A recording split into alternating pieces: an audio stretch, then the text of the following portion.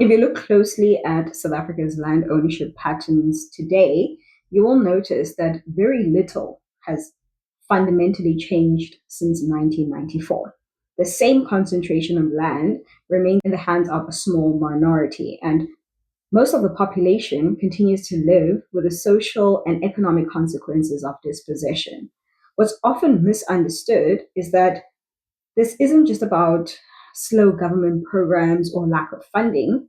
It is a structural limitation baked into the Constitution itself. Section 25 was designed with good intentions to protect against arbitrary seizure and ensure fairness. But over time, the interpretation of just and equitable compensation has leaned heavily toward protecting market value rather than historical justice. That means the very clause intended to guide fair redistribution malfunctions as a break. When you combine that with the state's weak institutional capacity, each expropriation effort turns into a prolonged legal battle. So, even when political will exists, the legal framework keeps the state cautious, and in that caution, inequality becomes self perpetuating. The deeper issue is that a constitutional safeguard has evolved into a constitutional barrier.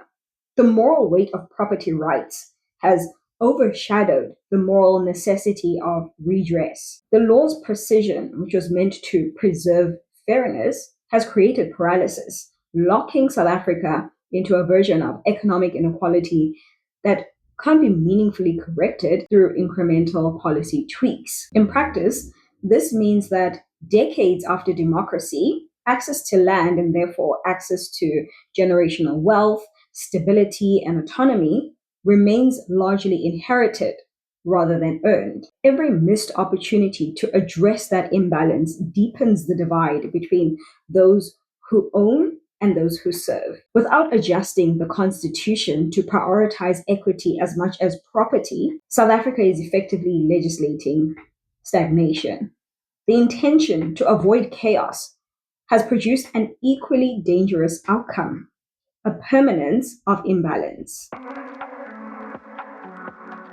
If we're being honest, the past 3 decades of land reform in South Africa have mostly been a lesson in how good intentions collapse under weak design. The willing seller, willing buyer model, which was meant to ensure fairness and avoid chaos, has proven to be an expensive negotiation exercise that favors the already powerful. It assumes that the market will correct historical theft, that those who benefited most from land dispossession will voluntarily sell it back at a price that reflects justice rather than profit. That assumption has failed in practice. Government reports have repeatedly shown that land redistribution targets, originally set at 30% by 2014, have barely reached a fraction of that even in 2025. Projects like the Department of Rural Development's proactive land acquisition strategy ended up bogged down in paperwork, inconsistent valuations, and endless disputes over compensation. The courts, often siding with technical correctness rather than historical context, have slowed progress further. So we've ended up with a process that looks busy but achieves very little, where every hectare transferred comes with months of litigation and years of delay. The truth is, these incremental measures are not just efficient, they are structurally incompatible with the scale of the problem. A system built on voluntary transactions can never repair an injustice built on forced dispossession. The bureaucracy built around compliance and procedure means that reform moves at the pace of paperwork, not at the pace of human need. Even when political will has flared up, like during the post 2018 debates around expropriation without compensation, the lack of constitutional clarity has allowed the conversation to stall in committees and courtrooms instead of reaching the ground. It's not that South Africa lacks policy, it lacks permission. The Constitution, in its current wording, keeps every attempt at radical correction within the comfort zone of legality rather than necessity. Until that changes, every reform effort will continue to orbit the same problem that it was meant to solve.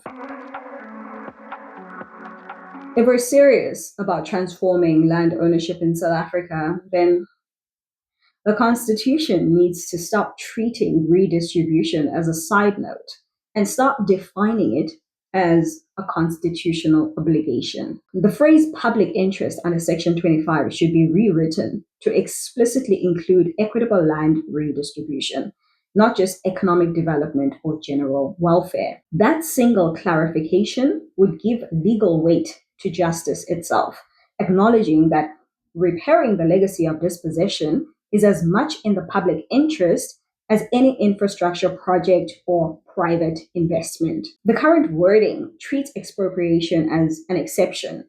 What's needed is a framework that normalizes it under specific, transparent conditions. This doesn't mean that the state should have unchecked power. It means the state should have clear authority when history demands intervention. Right now, property rights are protected near absolute terms, while the right to redress exists mostly in principle. A constitutional recalibration would bring those two principles into alignment, allowing equity to coexist with ownership rather than be permanently subordinated to it. Such an amendment would need to set out measurable standards. When and how expropriation without full compensation can occur, what categories of land qualify, how compensation is calculated, and what oversight mechanisms prevent misuse. This isn't about weakening property rights, it's about defining them more honestly. Property that was originally acquired through state violence or systemic exclusion cannot be treated as morally identical to property earned through legitimate exchange. To protect both justice and stability, the courts should be guided by an updated constitutional mandate that balances historical context with present needs. In practice, that would mean faster, clearer adjudication instead of years of interpretive uncertainty. The goal is not chaos or confiscation. No, it is to replace the inertia of ambiguity with a deliberate, lawful path toward equity. By giving land reform a firm constitutional backbone, South Africa could finally move from apology to action. Every major reform comes with a cost, and constitutional change is no exception. The usual argument is that making land reform more aggressive will collapse investor confidence, it will damage the property market, and open the door to arbitrary state action. Those fears are irrational. They come from watching how badly expropriation has gone in other countries when handled without structure. But the difference between disorder and land and reform isn't the act of taking land. It is the absence of rules.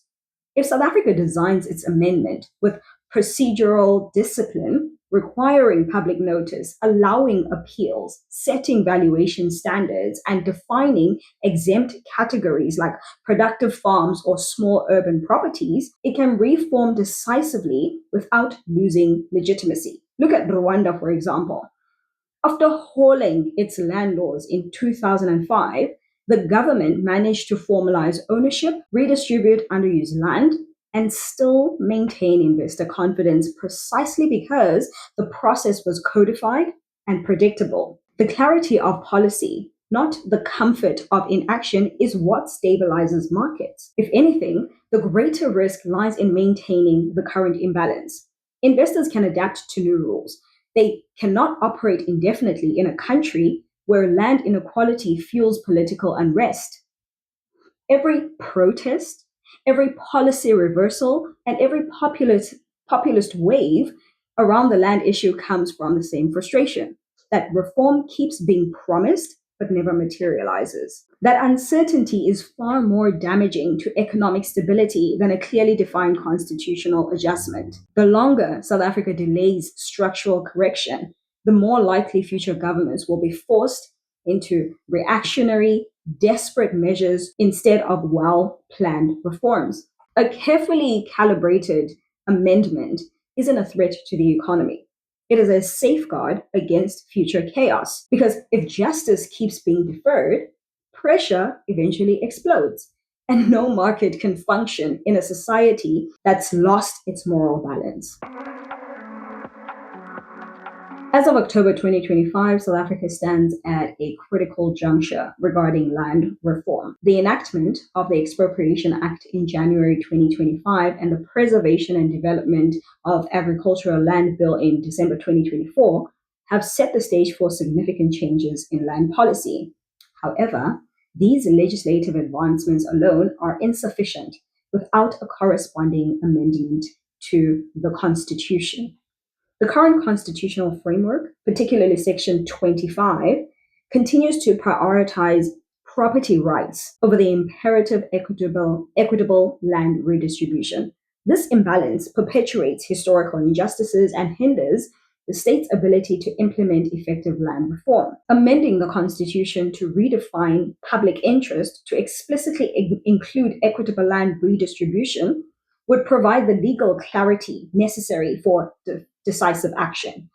Such an amendment would not only empower the state to expropriate land more effectively, but also ensure that these actions are carried out within a framework that balances property rights with social justice. This approach would foster greater legitimacy for land reform initiatives, promoting social cohesion and addressing the deep-seated inequalities that persist in rural areas. The urgency of this constitutional amendment is underscored by the ongoing debates surrounding the expropriation and agricultural land bills, highlighting the need for a clear legal foundation to support these reforms. Failure to act decisively risks entrenching existing disparities and missing an opportunity to rectify historical wrongs. The time to amend the Constitution is now, to ensure that the promise of land reform translates into tangible, lasting